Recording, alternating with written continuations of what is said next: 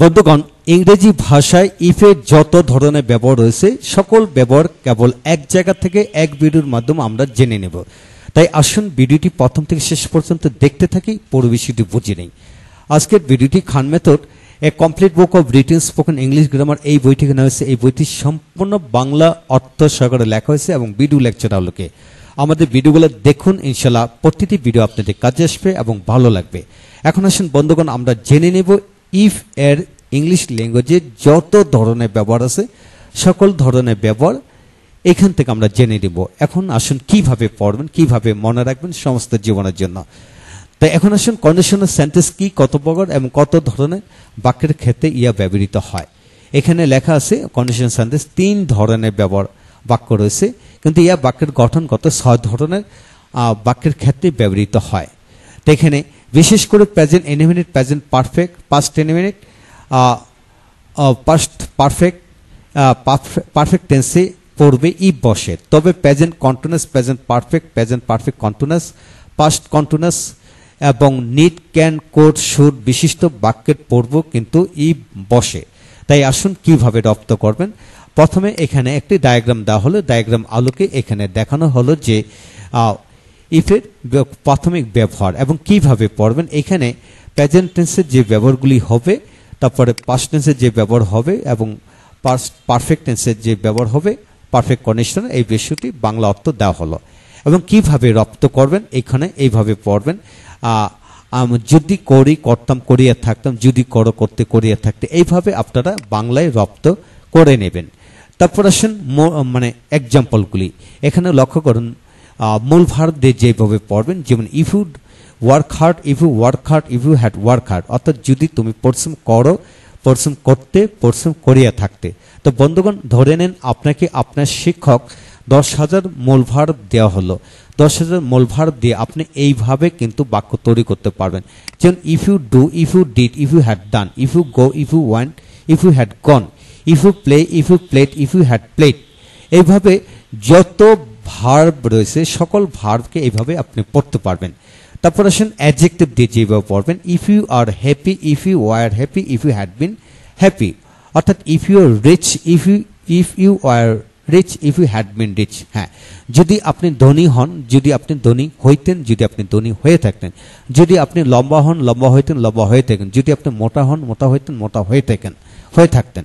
তো বন্ধুগণ, এইভাবে অ্যাডজেক্টিভ দিয়ে হাজার হাজার অ্যাডজেক্টিভ দিয়ে আপনি এইভাবে মিলিয়ে পড়তে পারবেন।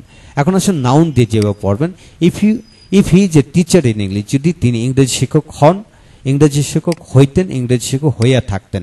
এইভাবে আপনি হাজার হাজার কমন নাউন বিশিষ্ট নাউন দিয়ে এইভাবে মিলিয়ে মিলিয়ে পড়তে পারবেন। এখন আসেন আসবার নেই অর্থে, if he has much money, যদি তার অনেক টাকা থাকে, if he had much money, যদি অনেক টাকা থাকতো, if he had much money, যদি তার অনেক টাকা রয়ে থাকতো।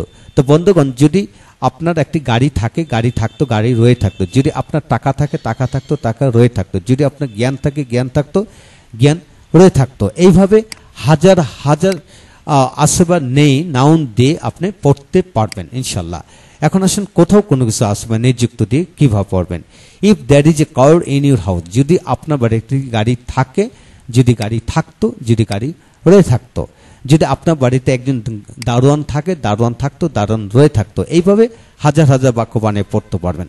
এখন আসুন টু প্লাস ভার্ব দিয়ে যেভাবে ইফ বিশিষ্ট বাক্যের ক্ষেত্রে পড়বেন, যেমন if to walk in the morning is good for health, যদি সকালবেলা হাঁটা স্বাস্থ্যের জন্য ভালো হতো।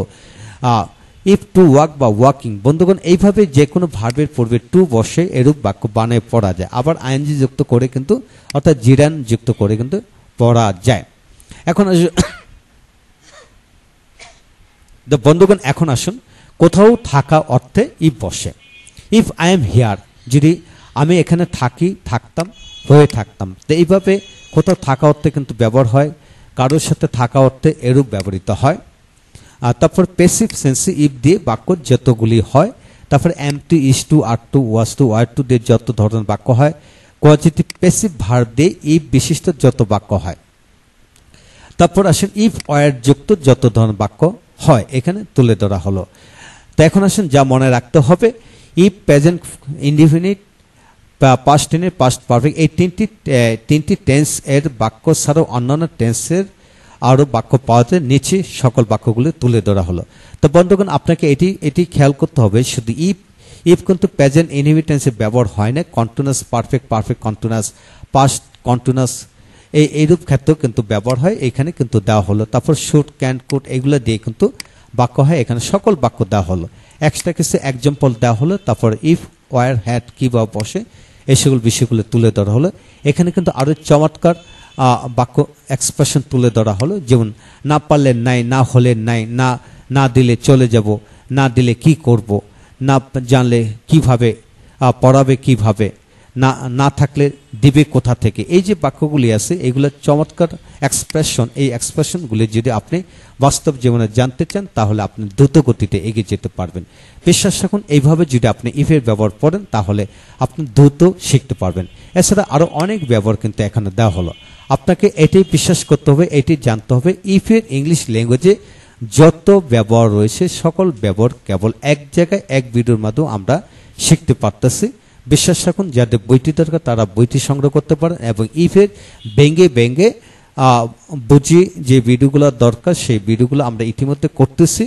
যাদের ভিডিও লেকচার দরকার তারা ভিডিওগুলো সংগ্রহ করতে পারেন। ইনশাল্লাহ ভালো লাগবে, প্রতিটি ভিডিও আপনার কাজে আসবে। Thank you very much.